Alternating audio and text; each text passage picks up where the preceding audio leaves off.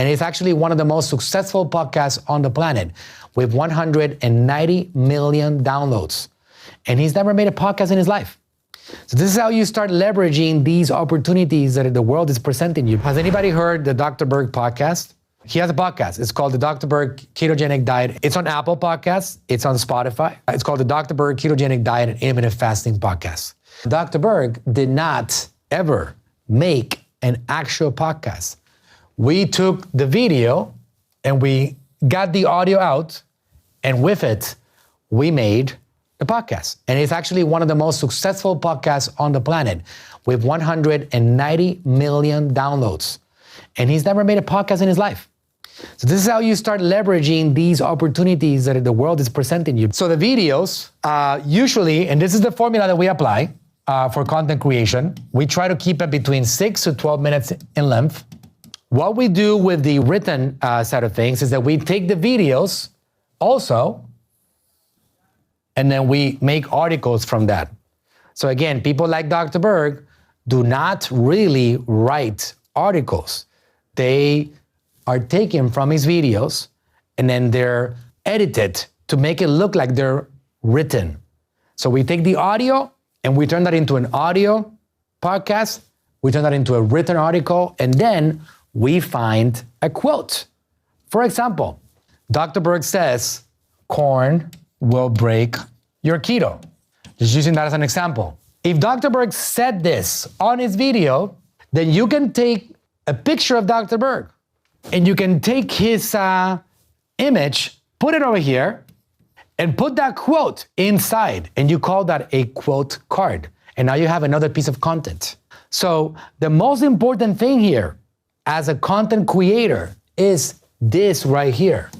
It is your video. And we call that, the term that I use for that is primary content.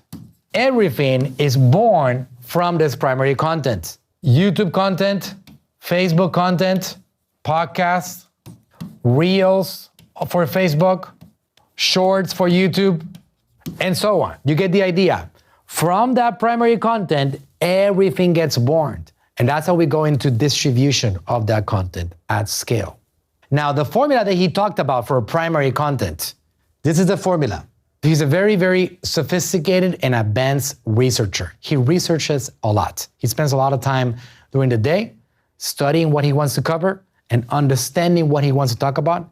And he also wants to understand the cognition that he wants them to have, the audience to have.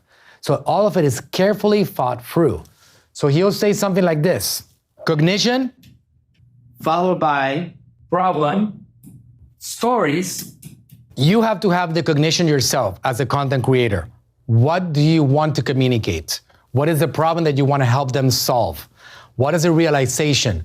For example, if I'm talking about marketing, I want to get them to realize that the world is changing very fast and that you got to be in present time. So my cognition that I want them to have is you got to be in the present and you got to be able to observe your environment to see what's happening, what's working, what's not working, and where are people paying attention. Because otherwise you start putting attention. It's like, let's say my kids told me that MySpace was the way to do business. Well, if I'm not in present time, I go to MySpace, I'm gonna be disappointed, right? So I have to be in the present time. There's platforms that are working today, platforms that are not working. So I have to have the cognition that I wanna communicate. And then I show the problem. When I start the video, you have about 5 seconds to show people what they're gonna learn to solve if they watch that video. So in this video, I'm gonna show you the platforms that are gonna help you get attention today so you can generate more business, right? So you gotta introduce the problem very quickly.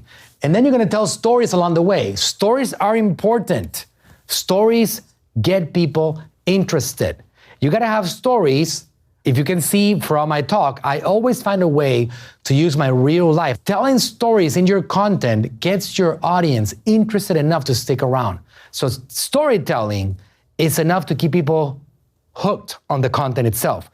If I don't tell stories throughout my talk, it becomes boring and it becomes real and it becomes too subjective. And so Dr. Berg was telling a couple of weeks ago, he tells a story about how the ones that are in a mountain, I forgot exactly what he was talking about, but there's a city that has a lot of obese people, but then the people in the mountain are skinny. He's like, why? So he creates a mystery. And then he starts telling stories about how the farmers, they get closer to the mountain and they have the sun and the vitamin D and so on, and that's why. And he'll start telling stories that connect people with the actual cognition that he wants them to have.